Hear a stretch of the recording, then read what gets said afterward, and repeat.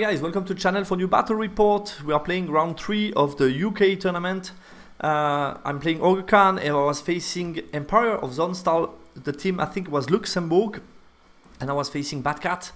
My list was a bit different than the previous round because we agreed together with our opponent to change our list, to try out something different. We are both taking part to this tournament more as a training possibility than anything else, and that's why we both allowed ourselves to make change on the list, which was really cool, to be honest, because sometimes to be stuck with the same list for 1.5 months in such a period where you want to try out different things is not that great. Batcat was playing the following. It's an MSU type of Emperor Sonnstahl. You have big brick of state infantry, and the rest are smaller units, small local militia. You have 3-time Imperial Guard, Raider, double Velagon, and then steam tank. So basically very good range damage, Master Pyro as well, very good range damage, and then you have a lot of pieces on the table, which gives him a good board control, and he can just wait for the range damage to do wonders before he tries to engage. So I think it's a very cool list, to be honest. We are playing Breakthrough on Bottleneck.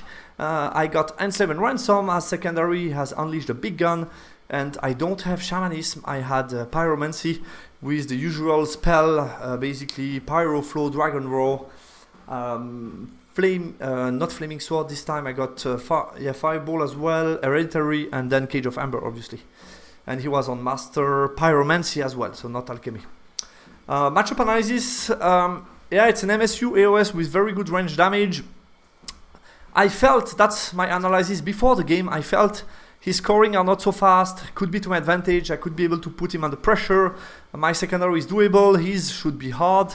Path to victory, I felt I could deal quickly with the volley gun and then find a way to put him under pressure and win the primary on the way. EOS, more using zoning with the amount of threat that he has on the table, use his range damage and take advantage from that. Starting, question mark. Breakthrough is often nice to play second. And I think here in that case we have also range damage battle, which I misjudged, to be honest with you, you will see.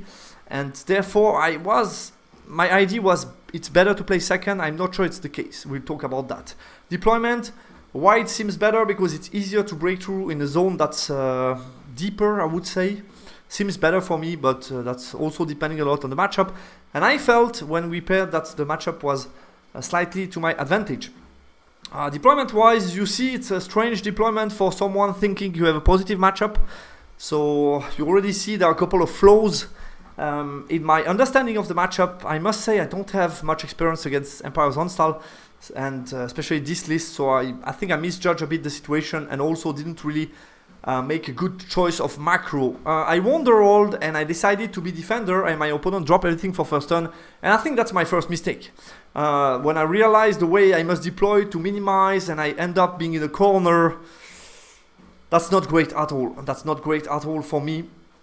And that's going to be a more complicated game that it should be, actually. So yeah, we will talk about the macro at the end, but you see already that's not looking good. This type of shape for Ogre Khan is not something you like to have, and it's not something the army is doing well, to be honest. Anyway, you see his deployment quite central. Basically my idea was to minimize the steam tank, thinking he's not that quick, he could be out of the game all game long, and then I can try to manage the volley gun in front of me and then try to push on the right flank, and also to stop him from making his Unleash the big gun on the way and go for the breakthrough. So basically get those scoring inside and push here on the right flank. That was the idea with the deployment. His turn 1, he pushed heavily towards me, doesn't respect me at all, so he pushed hard forward.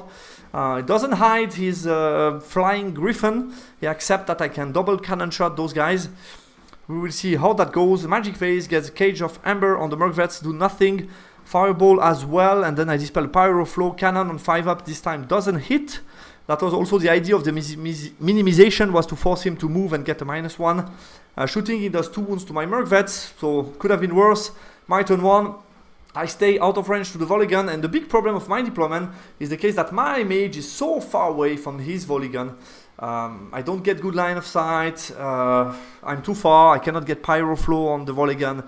So that's not what I wanted at all. I redeploy a little bit my Mercvets to zone this guy, avoid him to push too hard, And I have 2 cannon shots. This one is on 4+, this one is on 5+. We will see how that goes. In the magic phase, I failed Pyro Flow on 4 dice on the Raider. He dispelled Cage of Amber, and I got Fireball on the Raider, and I do nothing. Crossbow, I kill 2 Spear, I kill 2 Raiders. No panic check, so it's fine. And the cannon, 1 on the BSB, hit wounds and make 2 wounds. So that's not bad. That's a start, at least. His turn 2, he charged into my block, which surprised me a lot. He's under Stalker standard, he has an Inquisitor, so he's winning on the static. But I felt that could be a risky charge for him, because if he bounced, then it's my turn, and I could have plenty of opportunities to get some good charges. So we will see how it goes. Yeah, the rest, you see what he does. He chaffs my counter charge, he push with the Marshal, doesn't respect at all my cannon, so he comes into short range and push to the flank.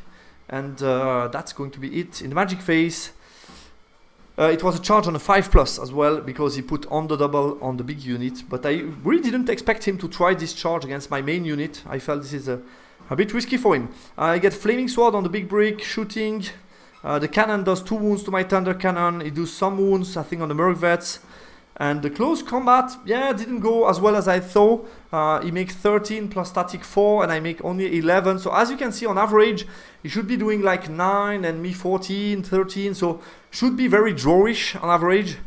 He's out of range of BSB, in range of General, and I think if he loses, that's kind of risky for him. Because if he bounces, then it's my turn to charge. So it's a risky charge. Didn't go bad for him, fortunately. So I due to my unstable, I depop, I crumble a little bit, but I'm still here. My turn. Yeah, I reposition my cannon to shoot at his BSB. I chaff the Imperial Guard that are threatening my main unit and my corner, so to say. Here I charge the chaff, and I reposition the Frosty and so on. In the magic phase, I get Rod of Battle on my main unit, I get Hereditary on my main unit, and I think he dispel a Flaming Sword. I get Clouded Sight on his general, so he won't be able to join the party in the middle in case he wants to. My cannon 2 times on 5+, don't do anything to his BSB, unfortunately. And then close combat in the center. This time I strike before him due to the Frost Mammoth being in range, and this time I'm able to win the combat by 5. He check on 4, no reroll, he breaks and flees. So that's something good for me. And on the right, obviously, I kill the Raider. His turn number 3. I charge my chaff, push forward with the Marshal. It doesn't respect at all my cannon. You see his fleeing unit. I wasn't able to pursue. So I think here the great gain of this charge for him was to cripple enough my main unit that I cannot really engage anymore. So now he has more control to the map and the matchup, and basically he's not at risk anymore of this big unit charging into his unit. So I think that's quite good news for him. Magic phase. He gets Cage of Amber on my cannon, does 1 wound. Pyro Throw, Dispel, Fireball kills my cannon, so I only have 1 cannon left, which is not good. Volley Gun, do 2 wounds to my Tusker. The cannon hit me on 5+ on my cannon, do 2 wounds. And the close combat I break with my Tribesman, it doesn't pursue. My turn 3. Yeah, I do some kind of weird repositioning to make sure that if he charge here, I can counter charge with the cannon. He couldn't counter charge the cannon. If he charge here, I can counter charge here. If he attempt the long, I think this one was out of range, and then I could still counter charge. So I had everything covered to make it hard for him. And I start to push on the right. I realize that I cannot get stuck in this corner. I need to move out. So I move out with the Tusker and the Frost Mammoth. I accept that he might shoot me, but basically the idea is next turn I can charge into the Volley Gun, get rid of 1, reform into the Ring, maybe get another charge. I mean, I can get something. So I need to change something in this game because I'm losing at the moment, and I won't accept that without doing anything, without trying anything. I get Hereditary on the BSB unit and Rod of Battle on the Merc Vets in case he would attempt to charge. I fail the Clouded Sight. Shooting, do nothing again. I got the lethal shot plus the cannon plus some other shots, but nothing hits this time. His turn 4, he charge into my Tribesman here, push forward with the Militia to shoot me. Move away, this time with the BSB. He realized that he's in control, he's going to get the breakthrough, and he's winning for the moment, so no need to take unnecessary risk. And he didn't have any sexy charge without risk, so he felt, let's try not to risk it. Continue to push with the Steam Tank. On the magic phase, he gets Cage of Amber on my Thunder Cannon and Dispel, and then get Pyro Flow and Fireball both on the cannon. but doesn't do anything. But the cannon hit me on 5+, wounds me, and does another 2 wounds. So my cannon is on 1 wound left. His volley gun go wild on my Tusker and managed to kill the remaining 7 wounds on resilience 5. So no more Tusker. That's very annoying for me. And yeah, he also managed to hit with... No, I think his Thunder Cannon... How did he manage? I think he did some wounds. I would argue that this guy shot here and did 2 wounds to my Frost Mammoth. And I think some other shot did something to my cannon, but we will see afterwards. No, you're right. This time he shot on my Thunder Cannon and did 2 wounds. My turn. Yeah, his unit of...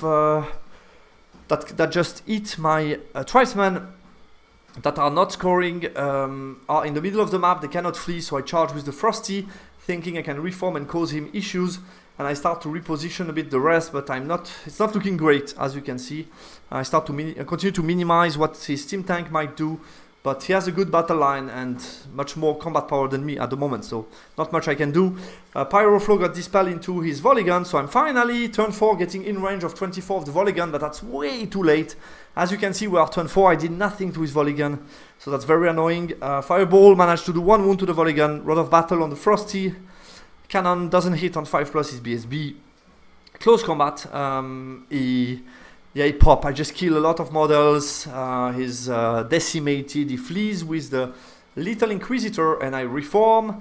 That's all my cannon shot against this BSB. So as you can see, it's very 50-50 whether or not he dies.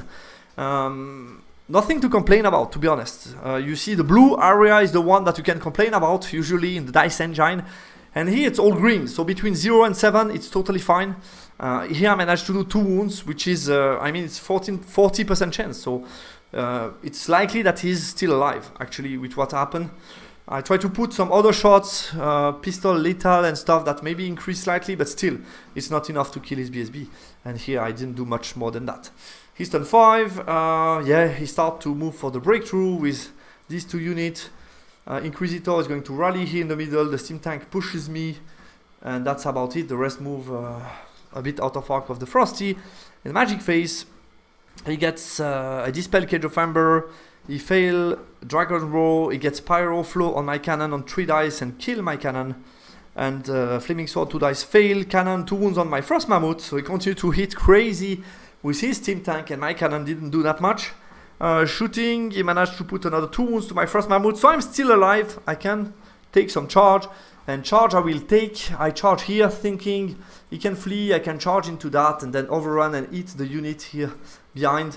But unfortunately I'm going to fail the redirect check on 8 and starting to push for the breakthrough, but it's a bit late. Not much I can do here.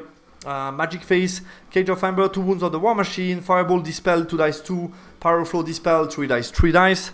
So yeah, it's not looking great for me, as you can see. I continue to minimize his steam tank. His last turn, he went into the breakthrough. He took, for me, slight risk. Charge here with the Inquisitor in my back. Static wise with the same, charge back, 2 rank standard. And basically, he has Zeal, so it's normally he shouldn't be losing by much, but he can die. But what can happen, not very likely, I'm going to admit that, obviously. But if I do 2 wounds, and he do nothing or 1 wound, I mean, you can fluff. It's like 5 attacks, nothing to, there is no hatred. So he has basically a reroll 2 wound, but no hatred. If he does like 1 wound, I do 2 wounds, lose by 1, he breaks. And I pursue. Don't need to explain you what's going to happen. Pursue this way, and potentially a charge here in the flank. And that could be a movement from a primary loss to a primary win. So that's huge. I think it's, I mean, for me, it's too much of a risk. It's not that likely, it's maybe 1-2%, it's not that big. But if it happens, he moves from game 1 to game lost. I think it's a big risk. But in that case, I just kill the Inquisitor and that's it. He kills my Frost Mammoth with the magic and shooting. And rally the unruly guy behind the War Machine. So he just gave me nothing. Nothing works for me. My turn 6, I have here an opening to charge. With the scoring unit, he needs to roll more than a 5. If he doesn't, maybe I can catch him with one or the other unit. I have also here a charge on a 6 that I can try. I charge, he flee more than 5, so he end up here all the way in the back. I attempt the charge on 6 on the right. I'm going to Fail this one. Magic, I'm going to kill the volley gun. Lastly, and that's the end of the game, basically. So yeah, I ended up losing 7-14. Congrats to my opponent for the win. Well deserved. I think he played better than me on the macro level, mainly here. That made a huge difference. Bad deployment. I allowed him to put me under pressure. It's a range damage battle, and I think I should have been starting the game and deploy completely differently. I'm going to show you on the picture afterwards. Never managed to reduce his range damage, and this allowed him to take the edge, definitely. EOS played safely on his strengths. Safely, I think, on Batcat, because he took the risk, the charge on turn 2, and he took the risk of the Inquisitor late on. So I think those two are debatable, but the rest he played safely and didn't take too many risks with the single model and stuff. Thinking especially here about the BSB. Turn 2 EOS, yeah, I was surprised that he took that charge. I think it's a risky combat, but didn't backfire for him. Turn 5, yeah, failing the redirect, I think stopped the Frost Mammoth to take both the War Machine and then also his little infantry and force him to manage me in his backline. So I think that would have been sexy, but that's how it is. It's a 8 non-rollable redirect check. BSB, yeah, more or less 50-50. I think it's even 40% chance of killing him, so no scandal here that he survives. I think cannon shot are very dicey on this type of model. And endgame, late option to save the game. I had some small opportunities late on, but none of them worked for me to save more than a 7. So congrats to my opponent. I think here deployment-wise, not entering into detail, but I think overall that's more or less what I should have been going for, which is drop for first turn, deploy wide with my unit, the 2 cannons somewhere, maybe can take advantage from cover, the Frosty also taking advantage from cover most likely to avoid some cannon shot, and try to start, get the magic somewhere to act quickly and try to target as soon as possible the black powder artillery, maybe together with cannon, or start to get the cannon on the steam tank. I think if I get in the middle of the map like that, he cannot minimize due to having only a hill, so I can try to start already to hit on 4+, boom boom, steam tank, and maybe I deal with the steam tank as soon as possible, and then I can start to push also. So I think I had better things to do when starting. I completely misjudged the matchup, and by playing second, I made it even harder for me. I think overall, it's not a positive. I think it's playable, it's quite open, but by playing second, I made it harder for me. And I think I shouldn't have done it, to be honest with you. Should have started the game, start to do damage, and I think it could turn up better for me. But yeah, some good learnings, and congrats to my opponent. I think it's overall always a good, how should I say, a good, yeah, it's like it's earned victory for him. To win on the primary when you get a better macro, it's just normal. I think it's earned, it's totally earned and deserved for him. And therefore, nothing to complain about. Congrats to him. Obviously, dice not that crazy for me, but I mean, like always, I have no impact on that, so just frustrating, but that's how it is. It's much better to focus on what I should have done better, and especially here on the macro level, there are a lot of things to say about what I chose to do in this matchup, and I think it's good learnings for me for the next time, and congrats to my opponent for the win. Guys, thanks for watching, and talk to you soon on channel. Goodbye.